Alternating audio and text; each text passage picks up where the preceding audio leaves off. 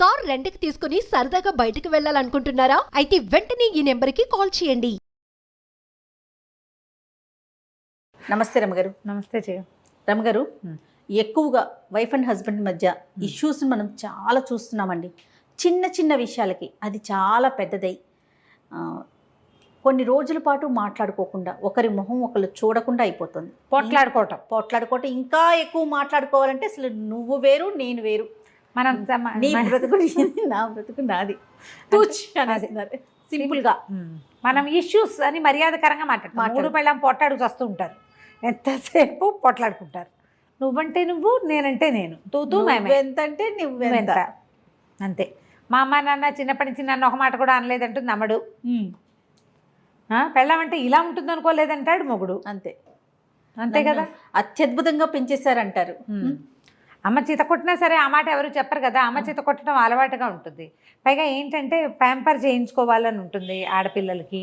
మగపిల్లలకి ఆడవాళ్ళు అత్యద్భుతంగా అన్నీ చేసేసి అన్నీ చేతికి అందించేసి తమ ఏదంటే అదే జీహుజూరం చేసేసి తమకి ఒక జీతం బత్తెం లేని ఒక భృత్యురాల కింద భార్య ఉంటుంది కొంతమంది అబ్బాయిలకి. అన్నీ తన మనసులో ఉన్న మాట వాళ్ళకి అర్థమైపోవాలి, తను ఏం చెప్పదలుచుకున్నాడో దానికి తెలిసిపోవాలి. అంతే. దాని ఫీలింగ్లు, దాని ఏడుపు, దాని వ్యవహారం వీడికి అక్కర్లేదు. అంతే. అమ్మాయిలకేమో తమని లాడు ప్యారు, తమని ముద్దుగా చూసుకోవటం, తమ కోరికలు, తమ ఐడియాస్ని ఉండాలని అమ్మాయికి ఉంటుంది. పక్కనున్నవాడు మనిషేనని వాళ్ళకి అనిపించదు. పాపం ఈ పిల్లని తెచ్చాం దీనికి సరదా సంతోషం చూడాలని అబ్బాయికి ఉండదు. సెల్ఫిష్. అవును అవును. పైగా వాడొక అబ్బాయి, ఇదొక అమ్మాయి, ఇవే ఉంటాయి అంతే. మనకి ప్రపంచంలో రెండే కదా జాతులు, ఆడ మొగ. అంతే. పోట్లాడుకుంటూ ఉండాలి. కానీ ప్రతి మొగతోటి మనం పోట్లాడం. మన నాన్న, మన అన్నయ్య వీళ్ళు మనకు కావాలి. వాళ్ళు ఏం చేసినా కరెక్టే. వాళ్ళు ఎప్పుడు హీరోలే. నాన్నే మన హీరో, అన్నయ్యే మనకి హీరో వర్షిప్గా ఉంటుంటాడు. మన తమ్ముడే ముద్దు. మరిది మీద ఒళ్ళు మంటగా ఉంటుంది కానీ తమ్ముడి మీద మంటగా. తమ్ముడు ఏం చేసినా చిన్న వెధవా, వాడికి ఇంకా తెలియదు అనిపిస్తుంది. అదే వయసున్న మరిదికి మాయరోగం, ఓవర్ యాక్షన్ అనిపిస్తుంది. న్యాచురల్ కదా. అంతే. అదే మగపిల్లలకి ఏమైనా ఉంటుంది, మరదళ్ళు ఓవర్ యాక్షన్ చేస్తున్నారు లేదా వదిన గారు అతివేషాలు వేస్తుంది అంటారు. తమ చెల్లెళ్ళు తమకే అలవాటుగా ఉంటారు కదా. వాళ్ళ అతివేషాలు, వాళ్ళ ఓవర్ యాక్షన్లు, వాళ్ళ పిచ్చి వేషాలు అన్నీ నార్మల్గా ఉంటాయి. అవి అలవాటుగా ఉండటం, అది అమాయకత్వంగా అది కూడా వస్తుంది. వాళ్ళ అమ్మ అమాయకురాలే. వాళ్ళ అమ్మ ఎవర్ గ్రీన్ అమాయకురాలు, అసలు ఏం తెలీదు, పిచ్చిమోహం. అదే అక్క పిచ్చిమోహం, చెల్లి పిచ్చిమోహం, పాప వాళ్ళని నేనే చూడాలి. అంతే. ఇలాంటి ఇవి ప్రతి చోట ఉంటాయి జయ, ప్రతి వాళ్ళకి ఉంటాయి. మనుషులం మనం ఎప్పుడు. ఇప్పుడు అమ్మ ఇందులో వాడు అది ఇది అంటున్నాను అనుకోకుండా ఒక క్యాజువల్ భాషగా చెప్తున్నాను. దీంట్లో ఎలా ఉంటుందంటే ప్రతి వాడికి నేను కరెక్ట్, నేనే కరెక్ట్, నేనే ఎదుటివాడు తప్పు, లేదా తప్పేమో తప్పు వాళ్ళదేనేమో అనే అనిపిస్తుంది. ఈ అనిపించడంలో ఆడ మగ పిల్ల మేక తేడా లేదు, అందరికీ ఉంటుంది. అందరూ ఇలాగే ఉంటారు. ఎక్కడో ఉంటారు జయ అట్లా అర్థం చేసుకునేవాళ్ళు. అర్థం అవ్వకపోయినా సరే పోన్లే అని తూష్టీభావం వహిస్తారు కదా కొంతమంది. చూసి చూడకుండా ఊరుకుంటారు. మగవాళ్ళ దౌష్ట్యాన్ని సహిస్తారు ఆడవాళ్ళు. ఆడవాళ్ళ గద్దరితనాన్ని ఒప్పుకుంటారు మగవాళ్ళు. ఇవి రెండే కదా. మగవాళ్ళకి దౌష్ట్యం ఉంటుంది, ఆడవాళ్ళకి గద్దరితనం ఉంటుంది. వీటి రెండిటి వెనకాల వీళ్ళిద్దరూ మనిద్దరం భార్య భర్తలం, ఏదో పెళ్లి చేసుకున్నాం, కలిసి ఉండాలి, పెళ్ళాం నా మొగుడు, ఇలా ఒక భావాలు ఉంటాయి. ఓన్ ఫీల్ ఒకటి ఉంటుంది. ఇప్పుడు ఈ రోజుల్లో ఆ ఓన్ ఫీల్ పోతోంది. ఎవరికి వారే అనే ఆలోచన ఉందా? Over own feel. ఇది నాకు కావాల్సిందే, నా బొమ్మ, నేను చెప్పినట్టు వినాల్సిందేనన్న ఫీలింగ్స్. అది నాకు వద్దు మొర్రో అన్నా సరే వీడు నాకు కావాల్సిందే అంటాడు.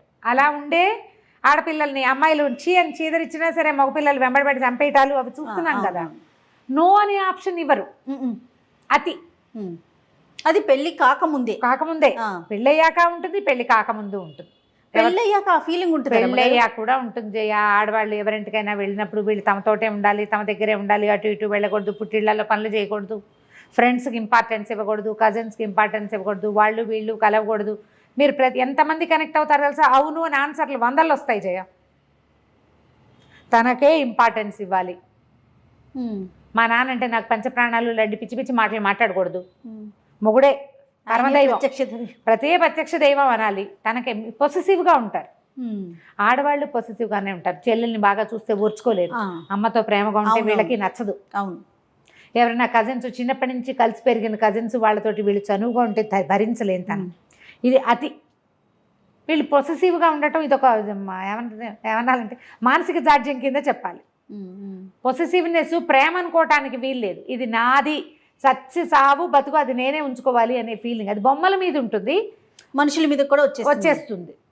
ఇది ఒక ప్రత్యేకమైన కల్ట్. అది పొసెసివ్నెస్ ఉండేవాళ్ళు ప్రత్యేక జాతి. అలా కాకుండా ఇతను నా భర్త, ఈ విధి విధానంగా పెళ్లి చేసుకున్నాం, అమ్మ నాన్న వెతికి పెళ్లి చేశారు లేదా నేనే వెతుకుని చేసుకున్నాను వీడిని, కష్టమో నిష్ఠూరమో వీడితో కలిసి ఉందాం, వాడు ఎలాంటి వాడో అలాగే స్వీకరిద్దాం. పోట్లాడుకోరు, తొందరపాటు వాడు లేదా ఒకటి, లేదా మూర్ఖుడు మొండివాడు రెండోది, తెలియని వాడు మూడోది, ఆటే సంపాదన పరుడు కాదు, లేకపోతే సంపాదన మీదే ఎక్కువ ఆసక్తి, అది అతని మనస్తత్వం. యథాతథంగా ఉన్న మనిషిని ఉన్నట్టుగా తీసుకోవటం అనేది ఇప్పుడు లేదు. ఒక కోర్సు సెలెక్ట్ చేసుకుని అందులో నాకు కావాల్సిన సబ్జెక్టులు సెలెక్ట్ చేసుకున్నట్టుగానే ఒక పిల్లాడిని సెలెక్ట్ చేసుకుని నాకు కావాల్సిన లక్షణాలే ఉండాలని అనుకోవటం ఒక పెద్ద తప్పు. అవునండి. ఆ పిల్లాడే కాదు, ఆడపిల్లల్లో కూడా అంతే, అమ్మాయిల్లో కూడా అంతే. అమ్మాయి నాకు ఇట్లా కావాలి. ఇప్పుడు వీళ్ళిద్దరు నాకు ఒక పాయింట్ ఎప్పుడు అర్థం కాదు జయ, పిల్ల ఇదివరకు పెళ్లి చూపులు వస్తే అమ్మాయికి వంట వచ్చా అని అడిగేవాళ్ళు. బాగుంది శాస్త్రం, ఎందుకంటే అదేదో 10th ఇంటర్మీడియట్ చదివి ఇళ్లల్లో కూర్చుని అమ్మల వెనకాల పప్పుగా గుత్తులు తిప్పుకుంటూ వంటలు నేర్చుకునేవాళ్ళు. పెళ్లి చేస్తాం ఇంకా పిల్లకి వంట నేర్పించాలి అనుకునేవాళ్ళు. 12-14 ఏళ్ల వయసు వచ్చిన దగ్గర నుంచి బియ్యం వార్చమ్మా, అన్నం వార్చు, కూర తరిగి పెట్టు, వంకాయ ముక్కలు కలుపు, ఓసారి ఆలుగడ్డ ముక్కలు వేపించు, పాలు తోడుపెట్టు చేయించేవాళ్ళు కదా. ఇప్పుడు ఈ పిల్లాడు ఇద్దరు కలిసి ఎంటెక్ దాకా ఒకే రకమైన టెక్ తోటి పెరిగితే దీనికి వంట ఎక్కడి నుంచి వచ్చేస్తుందో చెప్పు, అవకాశమే లేదు. ఎక్కడి నుంచి నేర్చుకుంటుంది పాపం? పోనీ అమ్మాయి ఒక్కతే నేర్చుకోవాలా, అబ్బాయి నేర్చుకోడు వంట? వాడికి వద్దా? నేను ఈ ఒక్క పాయింట్లో మాత్రం నాకు మహామంటగా ఉంటుంది. వంట వచ్చు అంటే ఏదో వచ్చు, ఓ బెండకాయ కూర, ఓ వంకాయ చారు ఏదో చేసుకుంటుంది పిల్ల, వాడికేమొచ్చు? అది ఎవరు అడగరే. ఇంకా అసలు ఆ కల్చర్లో నుంచి బయటికి రాలేకపోతున్నాం. ఆ ఒక్క విషయంలో రావట్లేదమ్మా, మిగిలిన అన్నిట్లలో వచ్చేసాం. అన్నిట్లలో చింకి గుడ్డలు కట్టుకోవడం దగ్గర నుంచి ప్రతి దాంట్లోకి వచ్చేసాం. కానీ ఆడాళ్లే వంట చేయాలి అనే పాయింట్లో నుంచి బయటికి తల్లులు రావట్లే. ముందు ఆడపిల్లలు చదువుకోవాలి, ఉద్యోగం చేయాలి, చదివే కొడుకుతో సమానంగా సంపాదించాలి. ఇద్దరికి క్యాంపస్ సెలక్షన్ వస్తే ఆ పిల్ల ఏ టైం ప్రకారం వంట నేర్చుకుంటుందో ఒక ఆడపిల్ల చెప్పు. ఇది ఆడవాళ్ళ వైపు నుంచే వస్తున్న సమస్య. ఎక్కువగా తల్లులు వంట రాదా, దానికి వంట రాదు అంటే నీ కొడుకే వచ్చు, వాడికి అండర్వేర్ ఆరేసుకోవడం కూడా రాదు, అయినా పర్వాలా. ఈ రెండు మారితే బాగుండేమో అనిపిస్తుంది. పోట్లాడుకోవటం అంటే దీని మీద ఒక చిన్న చిట్టి పిట కథ చెప్దాం. ఒక భార్య భర్త గురువు గారి దగ్గరికి వచ్చారట. మరి ఇలా ఉంటే కొట్టు తెచ్చిపోతారు కదా న్యాచురల్లీ. సరే వీళ్ళిద్దరు వచ్చి ఏం చెప్పారంటే, మేము ప్రేమించుకుని పెళ్లి చేసుకున్నామండి, ఏమిటో మాకు ఎప్పుడు తగాదాలు వస్తున్నాయి, ఎంతసేపును ఎప్పుడు కొట్టుకుంటున్నాం మేము, కొట్లాటలు చాలా ఎక్కువైపోయినాయి గురువుగారు, ఏదైనా ఒకటి చెప్పండి మాకు సొల్యూషన్ చెప్పంటే గురుగారు ఏమన్నారంటే, ఏ విషయం మీద పోట్లాడుకుంటున్నారు? వంట పెట్టు తీరు తెన్ను ఇల్లు వాకిలి గుడ్డ గుసురు ప్రతిదాని మీద పోట్లాడుకుంటారు వాళ్ళు. సరే ఈసారి పోట్లాట వచ్చినప్పుడు అమ్మాయిని చూసినప్పుడు మీ అమ్మని గుర్తు తెచ్చుకో అని అబ్బాయికి చెప్పాడు. అక్కడి నుంచి అమ్మాయికి ఏం చెప్పాడంటే, ఈసారి ఏదైనా పోట్లాడాల్సి వస్తే అబ్బాయి బదులు మీ నాన్న అక్కడ ఉన్నాడు అనుకో, బాగుంది అని చెప్పాడు. ఇప్పుడు ఏదైనా పోట్లాడాలంటే నాన్నతోటి పోట్లాడాలి లేదా అమ్మతోటి పోట్లాడాలి. అమ్మాయి అబ్బాయి ఇద్దరు ఇంటికి వెళ్ళిపోయారు. 1.5-2 ఏళ్ళకు పిల్లాన్ని ఎత్తుకుని ఓసారి మళ్ళీ కడుపుతో ఉన్న అమ్మాయి వచ్చారు గురువుగారి దగ్గరికి. ఏమి బాగున్నారా అని అడిగాడు ఆయన. మీ సలహా వల్ల బాగున్నామండి అని. ఎట్లా అంటే, ఇప్పుడు కూర ఏడ్చినట్టుంది అని చెప్పాలి. అమ్మని ఏనాడైనా అంటామా? ఆ మాట అనగలమా? ఏ మగపిల్లాడు వాళ్ళ అమ్మని ఏంటి అమ్మా నీకు ఒంట్లో బాగోలేదా, కూర సరిగ్గా చేయలేకపోయావు అంటాడు. అంతేగాని నీ మొహంలా ఉంది ఎవడు నేర్పాడు అంటాడు అమ్మని. నీకు ఇలాంటి కూర నేర్పినందుకు మీ అమ్మని తిట్టాలి అంటారా? నీ పెంపకం ఇలా తగలబడింది అనగలరా?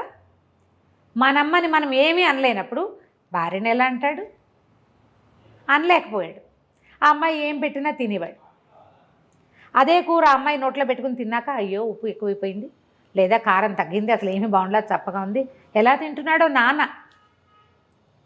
నాన్నకి బాగా చేసి పెట్టాలి. అందుకని అమ్మాయి చక్కగా జాగ్రత్తగా ఒళ్ళు దగ్గర పెట్టుకుని చేయటం మొదలుపెట్టి సమస్య తీరింది.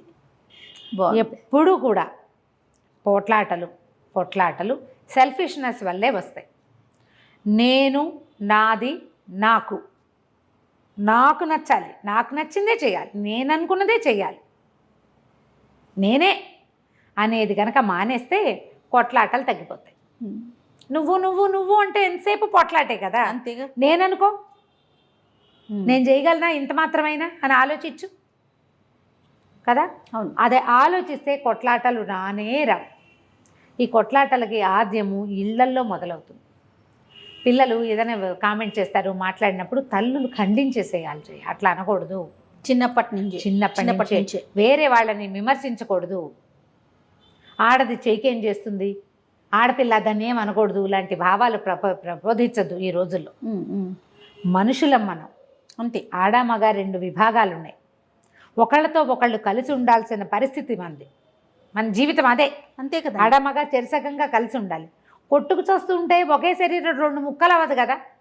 మనుషులు కాబట్టి విడిపోతాం. ఎందుకు విడిపోవాలి? వివాహ బంధంతో ఒకటయ్యాం. మనిద్దరం ఒకటే. కుడి కంటికి సరిగ్గా కనపడదనుకో మనకి, ఎడం కంటితో బాగా చూడడానికి ట్రై చేయమా. ఓ చెయ్యి ఎవడైతే రెండో చెయ్యికి బలం ఎక్కువ వస్తుంది కదా. ఓ కాలు ఎవడైతే రెండో కాలు మొత్తం బరువుని అదే లాగుతుంది. సంసారం ఇట్లా వెళ్తే ప్రాబ్లమ్స్ లేకుండా ఉంటాయి. కొట్టుకోకండి, తెంపుకోకండి అంటే ఏదో విపత్కర పరిస్థితులు వచ్చి భరించలేని స్థితి వస్తే మనం ఏం చెప్పలేం చేయ. వాటికి చిన్న వాటికి ఎందుకమ్మా కొట్లాటలు? ఏదో ఒకటి మనం సర్దుకుంటే సరిపోతుంది. సర్దుకుంటే ఎంతసేపు సర్దుకోవాల్సి వస్తుంది అనిపిస్తుంది మీకు. కొన్ని పెట్టుకోండి, వీటికి మాట్లాడక్కర్లేదు అని. సమస్య గొంతు దాటినప్పుడు మాట్లాడాల్సిందే. చిన్న పొన్న వాటికి తగాదాలు చేసుకుని మాట్లాడి పోట్లాడుకుని వచ్చి వాళ్ళకి చెప్పి వీళ్ళకి చెప్పి ఎప్పటికీ తెగకుండా ఎవరు ఫస్ట్ సారీ చెప్పాలనే విషయం మీద కూడా పోట్లాడుకుని సారీలు చెప్పద్దు, మామూలుగా క్యాజువల్గా మాట్లాడుకోండి, పోట్లాట తగ్గిపోతుంది. అదొక ప్రాక్టీస్ అంతే. ఒకసారి ట్రై చేస్తే కుదురుతుంది. సంసారాలు చెడగొట్టుకోవద్దు. మనకేంటంటే ఈ దొరికిన కంపానియన్షిప్ కంటే అద్భుతమైనది రేపు దొరుకుతుందనే నమ్మకం ఏం లేదు. అందరూ ఇలాంటి వాళ్ళే, అన్నీ ఇవే సెల్ఫిష్ రకాలే ఉన్నాయి ఉన్నవన్నీ. నేను ఆడైనా మొగైనా. అవును. ఎందుకంటే నేను ఒక పరీక్ష రాయాలి, నా ర్యాంక్ కోసం నేను పరిగెడతాను కదా. అదంతా సెల్ఫిష్ థింగే కదా. మనం ఫస్ట్ రావాలి, మనకు ర్యాంక్ రావాలి, మనకు ఉద్యోగం రావాలి, పోటీ. ఆ పోటీ నువ్వు జీవితంలోకి తెచ్చుకోకూడదు. అవును. చదువులో, ఉద్యోగంలో, ఆఫీస్లో, కెరీర్లో ఉన్న పోటీ జీవితంలో కూడా వచ్చి అవి అలవాటైపోయినాయి. వచ్చేసి చెరో పక్కకి లాగేసుకుంటున్నాం, చివరికి కొట్లాడుకుంటాం. కొట్లాట చివరి లక్ష్యంగా, చివరి విషయంగా ఉండాలి, నిత్య విషయంగా ఉండకూడదు.